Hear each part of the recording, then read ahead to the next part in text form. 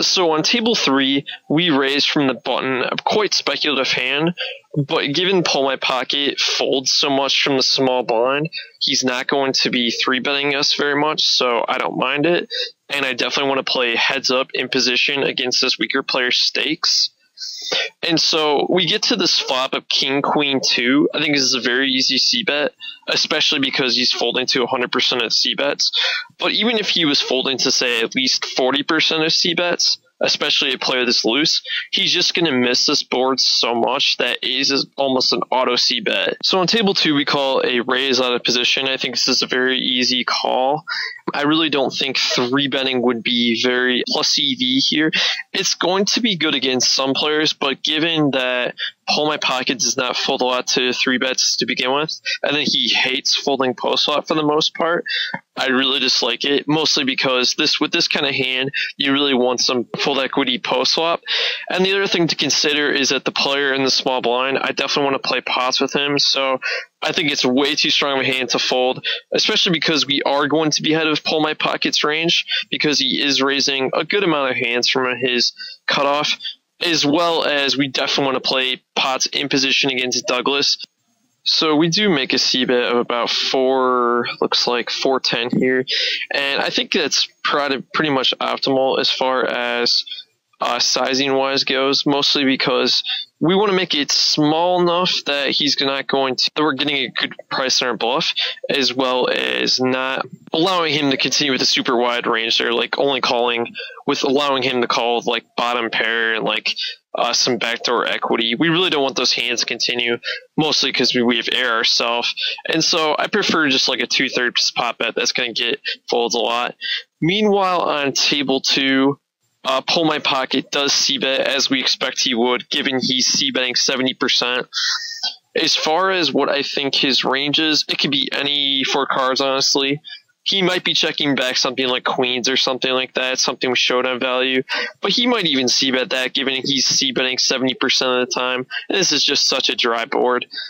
As far as what I think Douglas ranges, I would say that it's going to be a lot of like weak kings, a lot of weak 6s. So I think the best play here, if we do want to get value out of Douglas, because I'm not really too concerned about Pull My Pocket's range, is to call here and probably plan on leading some turns. You're actually going to see me check, which I think is a very large mistake. After we both call, Pull My Pocket, with him being a fairly competent player, he's going to assume that we both have showdown value, and so he's only going to bet the turn with very strong hands. He may bet some weak 6s, but I expect a lot of his range to check behind, and we're just going to miss a ton of value against Douglas. Meanwhile, we have some interesting hands. Back to the hand that we were playing before. On table 1, we are faced with a turn bet when we do turn our flush. And given this player seems to be quite aggressive, I think the only play that we have really 2 plays here. We can either fold now and assume that he's only going to be betting better hands. I don't expect him to be betting something like 6-7 or a set here. I don't think he's of the mindset to be doing that. So I think it's either going to be a naked blocker or going to be a very strong flush. And so because I'm not comfortable calling down 2 streets without a better read on this player, again, I only have 34 hands on him, I would much prefer to just fold here. And the thing then too is he may not be thinking along the thought process of that it looks like I should have a flush here a good percent, but he's also going to basically, if he doesn't have a flush, he's going to fear this card a lot. So I don't think he's going to turn a lot of hands into a bluff. So I think it's a fairly easy fold.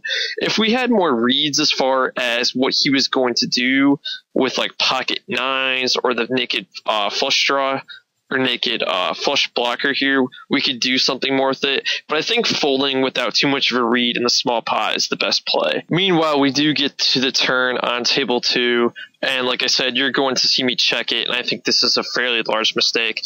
Again, I expect to Pull My Pocket to be checking behind with all of his bluffs here. We're rarely going to see him bet. He may even check something as 10-9, 7 ace with a club draw here, just because it's so likely that we have a 6 and we're both rarely going to fold, so he's just going to check that back.